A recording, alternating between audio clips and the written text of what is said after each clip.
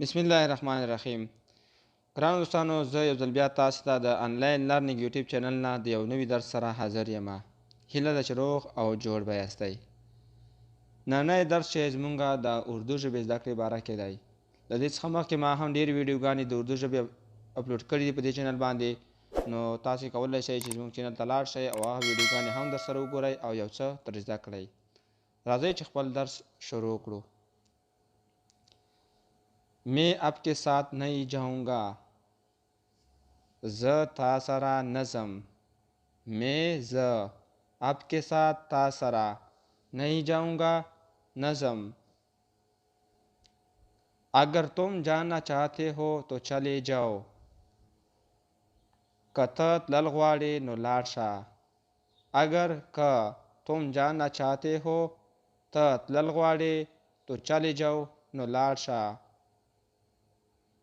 मैं तुम्हें जाने नहीं दूंगा. ز تاسو ته نه پرېږدم. आप लोगों को धोखा देते हो. ته خلکو ته धोखा ورکوي. आप ته लोगों को خلکو ته धोखा देते हो ورکوي. तुमने खाना किस टाइम खाया. تا ډوډۍ څه وخت وخوړه. तुमने تا खाना ډوډۍ किस टाइम څه وخت खाया وخوړه. आपकी ये आदत अच्छी नहीं है. आपकी ये आदत अच्छी नहीं है. ستا دا عادت ښه نه دی. आपके ستا ये आदत دا عادت अच्छी नहीं है ښه نه دی. लोगों के साथ उठना बैठना करो. लोगों के साथ उठना बैठना करो. خلکو سره ناسته پاسته کوه. लोगों के साथ خلکو سره उठना बैठना नाश्ता पास्ता करो कवा. लोगों में अपनी इज्जत बनाओ. په خلکو کې خپل عزت جوړ کړه. लोगों में په خلکو کې अपनी इज्जत बनाओ خپل عزت جوړ کړه. अपने अंदर थोड़ा इंसानियत पैदा करो. अपने अंदर थोड़ा इंसानियत पैदा करो. په خپل ځان کې لږ انسانیت پیدا کړه.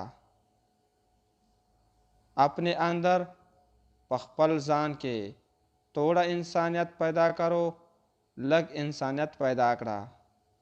थोड़ा लग. ये मशवरा आपको मैंने दिया था. ये मशवरा आपको मैंने दिया था. دا مشوره ما تا ته درکړې وه.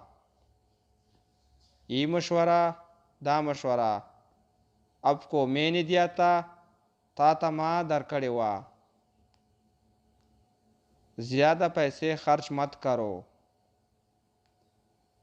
زیاده پیسې خرچ مت کرو. ډېرې پیسې مه خرچ کوه.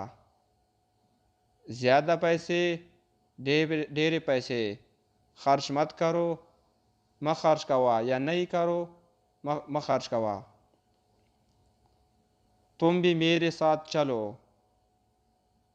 ته هم ما سره لاړ شه. तुम भी ته هم मेरे साथ ما سره چلو لاړ شه. دوستانو، نننی درس موږ په همدې ځای پای ته رسیږي. نو تاسو نه یوه هیله کومه که تاسو زموږ یوټیوب چینل آنلاین لرنینګ نوي سبسکرایب کړئ، نو هیله کوم چې د اردو ژبې زده کړې لپاره زموږ یوټیوب چینل آنلاین لرنینګ د سره سبسکرایب کړئ او زموږ ویډیو سره لایک او شیر کړئ، تر څو نورو مینوالو او نور دوستانو ته هم ورسیږي چې هغوی هم یو څه ترې زده کړي. تر بلې ویډیو د الله په امان.